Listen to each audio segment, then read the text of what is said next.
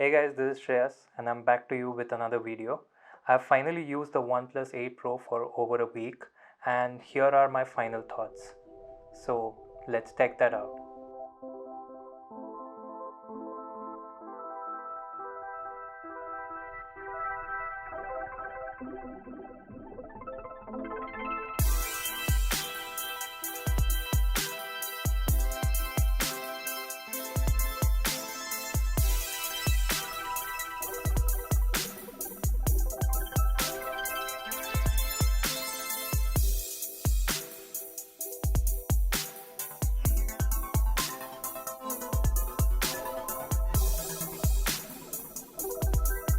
So let's start with the design of the phone. As you can see, it's a glass and metal sandwich with curved edges on both the front and the back. The front has a 6.78-inch screen, but the tall aspect ratio of the phone makes it easier to hold. The matte finish on the back of the phone makes you not want to put a case on it, and the curves at the front of the screen are really aggressive. This does cause a bit of distortion and brightness shifts at the edges. The rest of the physical overview is covered in my unboxing video linked in the card above. So let's start with the display first, the first thing we do use to interact with the phone. As you can see, we have a huge 6.7-inch 120Hz 1440p AMOLED screen. It also has a 240Hz touch sampling rate, which helps in reducing the latency between your touch and the response on the screen.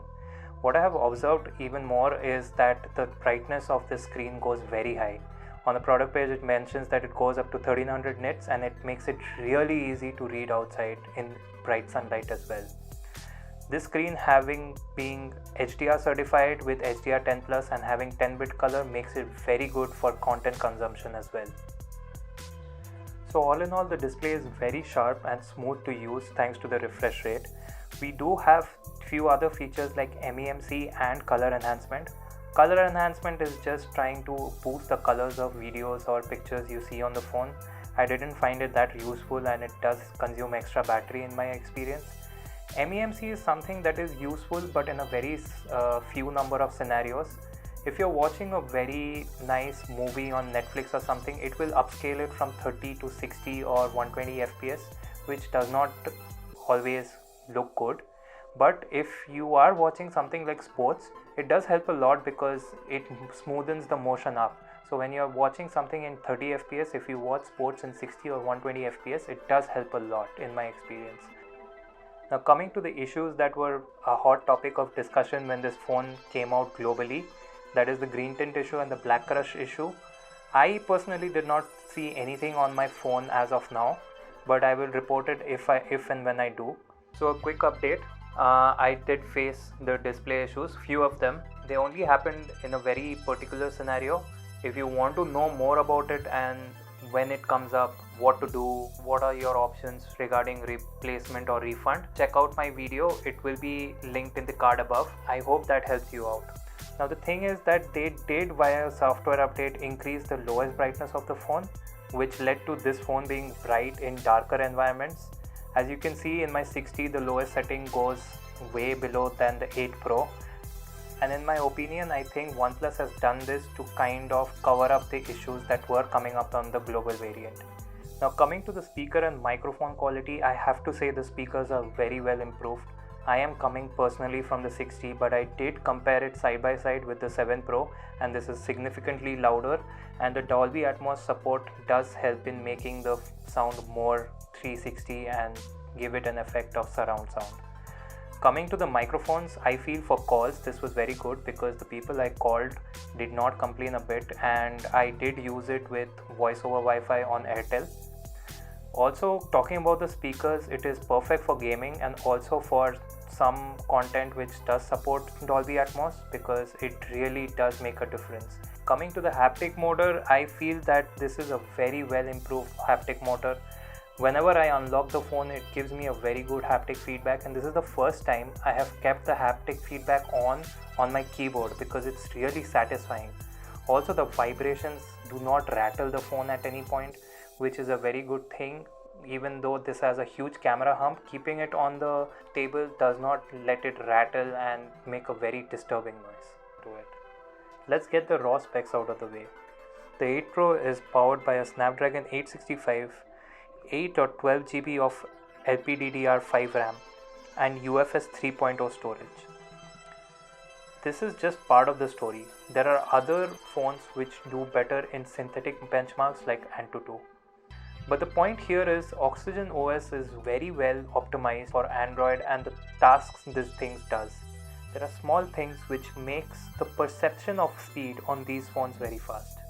It's not just the raw specs, but it's how you perceive it is what makes you feel this is very fast compared to the competition. So let's talk cameras. I'm very happy to say that finally OnePlus has done a great job with the cameras. To be honest, I did install the Gcam mod as well for this phone, but I mostly do use the stock camera app only as it is very good and very much comparable. The major difference I would say is just the colors and the white balance. That's about it. In terms of details, sharpness, dynamic range, the OnePlus stock camera is very close to the Gcam mod and I'm really happy about that. So let's quickly just glance over the specs of the camera. We have a 48 megapixel main shooter, which is the IMX689 from Sony. We have a 48 megapixel ultra wide as well, which is the Sony IMX586, the flagship sensor from last year, and the primary sensor in the OnePlus 8. Next we have a 8 megapixel telephoto lens with a 3x optical zoom. Now the fourth camera is the color filter camera, which unfortunately is disabled as of now. There are a few reports saying that it will make a comeback for the EU markets and India, but I highly doubt it, so it's basically wasted hardware. Now let's have a quick look at some camera samples. As you can see, the pictures turn out well. Most phones are doing very good in well-lit situations, that is a matter of the fact. But still, if you consider and if you zoom in to see, the sharpness and the details are retained very well. Now I have taken all these pictures in complete auto mode and pixel binning mode where the results are 12 megapixels. In the ultra wide we can see very less distortion around the edges. The sharpness retention is very good thanks to that 48 megapixel IMX586. Also in this picture, if you see, the dynamic range both in the ultra wide and the wide angle lens is very good. The details retained in the shadows of the building and the tree are really good. Over here you can see some macro shots I have taken both in well lit and indoor lighting conditions. Another fact about the macro lens is that there are 3 zoom modes in them. Even if you go into the super macro mode, I tested it out and I can definitely say that it's still using the ultra wide camera only and it digitally zooms in for getting those shots. Now about the colors, I would like to say that the greens are a bit weird when it comes out in the camera samples. I have a detailed camera comparisons between the 8 and the 8 Pro coming up really soon. If you're on the fence of buying the 8 or the 8 Pro and your deciding factor is the camera performance, then I would highly suggest you to hold on for that video. The 3x telephoto lens is also very good. I can surely say that there is good amount of sharpness. The dynamic range in these pictures are also good. Usually the companies skimp out on optimizing and working on the algorithms for the color processing in all the 3 lenses. There is a color shift. Clearly there is a color shift when you switch between the lenses, but if you look at them individually, they turn out pretty well. Now coming to low light shots, first day when I went to the terrace and took some shots of far away objects which were lit, it was really disappointing. I found the results okay in the nightscape mode with the primary camera, but the ultra wide camera was utterly unusable. But to my surprise, I just tried in taking well-lit objects from nearby in the dark and that turned out pretty well. I'm not saying that this is at par with Gcam, I am yet to test it out. Tell me in the comments below if you would like a video on the same as well. But all in all, the low light performance has improved by a lot.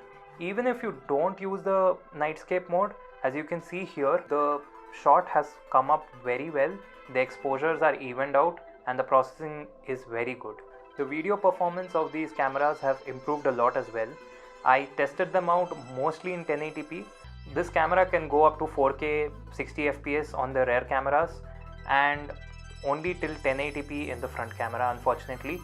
But as you can see here, the footage over here is very well stabilized.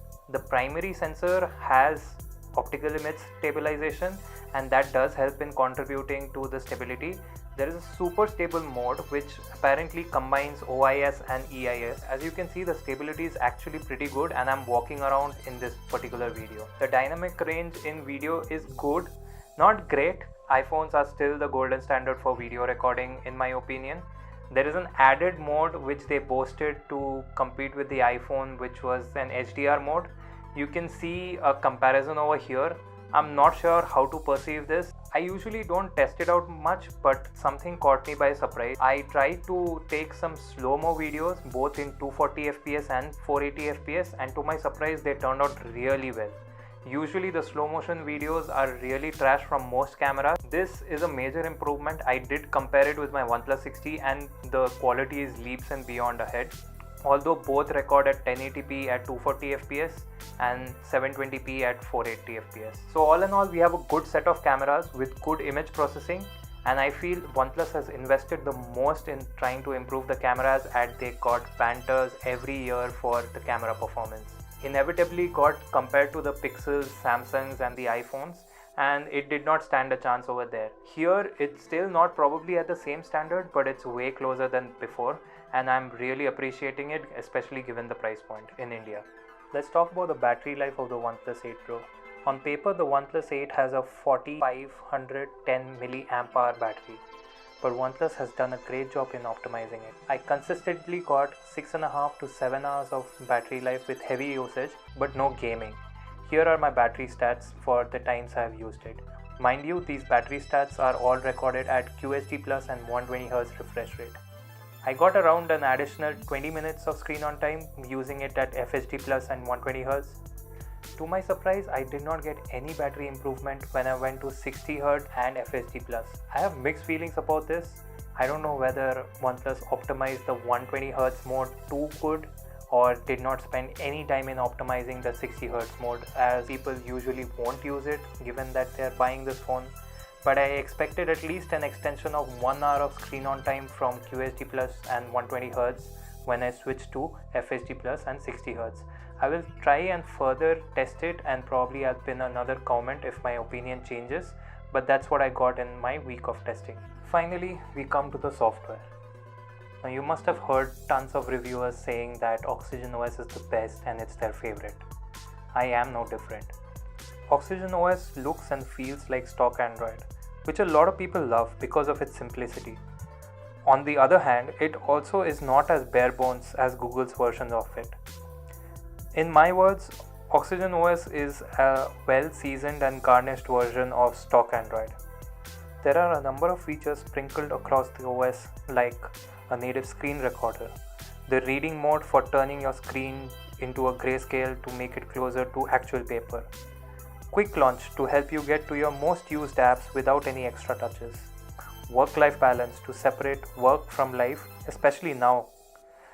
There are many more such features and I can cover it in a future video. These just enhance your Android experience in my opinion, whereas other OEMs try to change it. Another part I noticed for the last 3 years using OnePlus phones is that they are constantly partnering with Google and bringing some niche Pixel features down to OnePlus phones, and that's a big thumbs up from my end. A few examples of those are the ambient display while charging, which is exclusive to the Pixel and the Pixel Stand, Live Transcribe, the Google Discover page to the leftmost page of the home screen. I'm not saying this is not possible on other phones, but it's just that other phones you would have to either flash custom ROMs or get a third-party launcher and go through the hassle of setting it up. That is what difference OnePlus brings to the average consumer, and that is what helps us like Oxygen OS so much. Now I have some complaints as well about this phone. This is no perfect phone, and few are nitpicks maybe, but those are important when you're spending so much money on a particular smartphone, especially in India. First things, the pre-applied screen protector and the TPU case provided. Those were really annoying. The screen protector was not aligned properly, and those had bubbles out of the box. So I'm deciding to remove my screen protector, and here you go. Special plastic peeling for you guys. As you can see, the case is not tightly fixed and it does come off from the sides at times. It does not give me confidence that it will hold on to the phone, and that is why I am not gonna use a case as well. This is how I'm gonna use my phone. No skins, no nothing, because one, the matte finish feels really good and this color is amazing. Now let's get back to the complaints again. Next, the edges of the screen are very aggressively curved. It does look good and it does definitely help in holding the phone. I agree to that. And OnePlus has done a great job in avoiding palm rejection. But when you hold the phone with two hands, when you're typing, sometimes when both of your palms are touching the phone, you get a few typing errors or a few keys along the edges are not sensed. And that is an issue I noticed. Not to mention that the brightness shift is also noticed along the edges, and also there are reflections caused when you're watching content. The cameras are a major improvement. Now coming to the cameras are great, but as you can see, the camera bump is huge. It leads to a lot of table wobble. Even with the case, there is some table wobble, and that is really annoying when you're trying to use the phone with one hand and keeping it rested against a table or a surface. There's something really annoying, and I cannot change the video settings from the viewfinder of the OnePlus 8 Pro. Like, what the hell, even on my 6T, the video settings are there on the viewfinder, and that is how it should be accessed. I found it ridiculous when Apple put their video quality settings down into their settings app, but this is also equally bad because you have to go into the settings of your camera menu and then only get to change it. This is really a bummer, and I hope this is fixed in a future software update. Continuing about the camera, the color filter camera, well, you guys know that it has been disabled right now because of some privacy issues. But that's the thing, it is wasted hardware right now at this point, and I would have preferred a 5x telephoto or some other purpose for this camera. So you literally pay for it and you don't get to use it as much, because other functionalities of this camera apart from the photochrome mode can be done by any app. Let's just take Instagram for example. All the filters existing can be applied from there as well. To adding to my frustration, I could not use the reverse wireless charging in this phone as well. I own a Gear S3 from Samsung and it did not work. Now I don't know if it's an issue of Samsung S3 Gear being Qi wireless compatible or not, but it did not work on my phone, and that was disappointing as well. Now let's come down to the verdict. In my opinion, OnePlus has done a very good job. It is a great improvement from the 7 Pro, and also they have addressed most of the complaints which were always existing among OnePlus customers, which held it back from becoming a complete flagship. It's not perfect in any way, but it is close to an amazing Android experience which I expect from any Android phone. At the price starting from 55,000, I have little to complain. In India, the pricing is stellar compared to the US markets where it's $900 to start with. The design is amazing, apart from the curved screens, and the display is great as well and gets extremely bright. The lowest brightness setting being increased is a bummer in my opinion. This is still the best performing flagship I have used till now. The cameras were the biggest upgrade, and in my frank opinion, it justifies the price hike to a large extent. They have added on small features like IP68 certification, wireless charging, that too 30-watt fast wireless charging. If you're worried about the price of this phone, let's put things into perspective. The direct competitor in my opinion is the Galaxy S20 Plus, and that starts at 78,000 in India. Even the smaller sibling Galaxy S20 starts at 70,000 and only comes in the 128GB variant, which is a huge bummer in my opinion. On the other hand, it could be a complete deal breaker is if you have small hands and you hate curved edges. In that case, I believe the Galaxy S20 is a better alternative. So those are my views on the OnePlus 8 Pro. Hope these were useful. If there are any terminologies which you did not understand, or there is anything that you want to know or ask, please comment down below and I will try to address them in the comments or in upcoming videos. Thank you for watching.